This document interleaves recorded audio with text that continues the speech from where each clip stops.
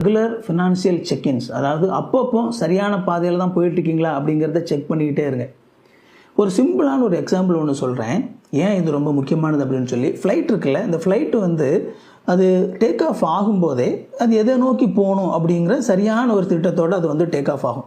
இப்போ அந்த flight take off ஆகும்போது அது எங்கே போகணுமோ அதுக்கு பதிலாக 1 டிகிரி, ஜஸ்ட் 1 டிகிரி மட்டும் மாறி அது டேக் ஆஃப் ஆகி அது மாறினதை கரெக்ட் பண்ணாமல் அது அப்படியே போயிட்டே இருக்குன்னு சொல்லி வச்சுக்கோங்களேன்.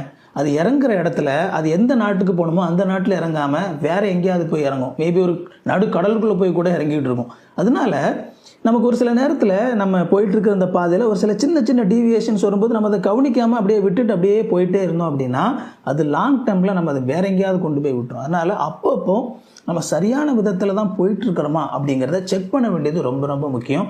ஸோ மாதத்துக்கு ஒரு முறை இந்த மாதிரி நான் செக் பண்ணுவேன். 3 மாதத்துக்கு ஒரு முறை நான் சரியாக தான் போயிட்டுருக்கேன் அப்படிங்கிறத செக் பண்ணுவேன். உங்களுடைய கையில் தான் இருக்குது.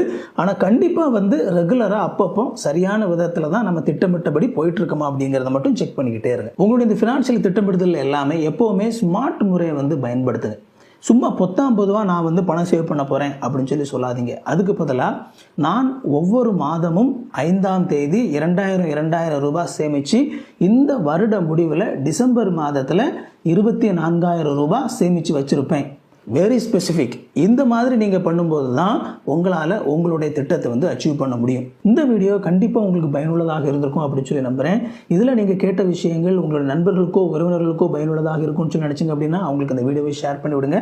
உங்களுக்கு சந்தேகங்கள் இருந்துச்சு அப்படின்னா கமெண்ட்டில் கேளுங்க, அதுக்கு நான் பதில் சொல்கிறேன். வீடியோவை லைக் பண்ணிக்கோங்க, சேனலை சப்ஸ்கிரைப் பண்ணிக்கோங்க, நோட்டிஃபிகேஷன் வேணும்னா பெல் பட்டனை கிளிக் பண்ணிக்கோங்க. இன்னொரு சூப்பரான வீடியோவில் சந்திப்போம் friends. Thank you. God bless you.